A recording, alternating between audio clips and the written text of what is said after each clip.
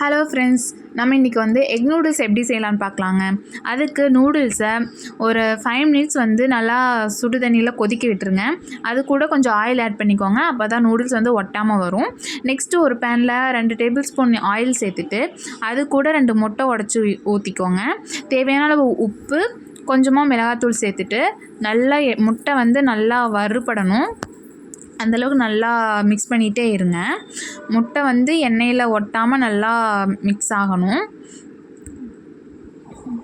நல்லா மிக்ஸ் பண்ணதுக்கப்புறமா இந்த அளவுக்கு முட்டை வந்து இந்த அளவுக்கு ஒட்டாமல் வந்ததுக்கப்புறம் நீங்கள் தனியாக ஒரு பிளேட்டில் எடுத்து வச்சுக்கோங்க. நெக்ஸ்ட்டு அதே பேனில் ஒரு டேபிள் ஸ்பூன் எண்ணெய் சேர்த்துக்கோங்க.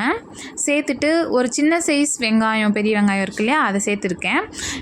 வெங்காயம் வந்து நல்லா வதங்கினதுக்கப்புறமா அது கூட ஒரு டேபிள் ஸ்பூன் இஞ்சி பூண்டு பேஸ்ட்டு போட்டுட்டு அதோட பச்சை வாசம் வந்து போனதுக்கப்புறமா உங்கள்கிட்ட இருக்க வெஜிடபிள்ஸ் எது இருக்கோ, பீன்ஸ், கேரட்டு, கேப்சிகம் எது இருக்கோ போடுங்க. நான் வந்து கேரட் தான் இருக்குது இன்றைக்கி, ஸோ அதனால் கேரட் மட்டும் தான் போட்டிருக்கேன்.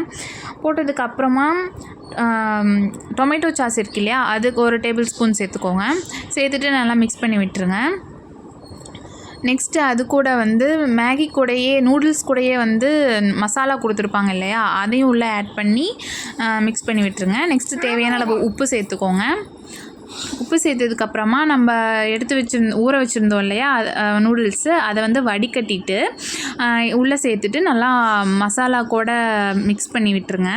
மிக்ஸ் பண்ணதுக்கப்புறமா நம்ம தனியாக எடுத்து வச்சுருந்தோம் இல்லையா முட்டை, அதையும் வந்து இது கூட சேர்த்து நல்லா மிக்ஸ் பண்ணி விட்டுருங்க. அவ்வளோதாங்க, நம்மளோட எக் நூடுல்ஸ் ரெடி. நீங்கள் ட்ரை பண்ணி பாருங்கள், எப்படி இருக்குன்னு சொல்லி கமெண்ட்டில் எனக்கு வந்து கமெண்ட் பண்ணுங்கள். மேலே அது கூட கொஞ்சமாக கொத்தமல்லி தழை தூவி சர்வ் பண்ணிடுங்க.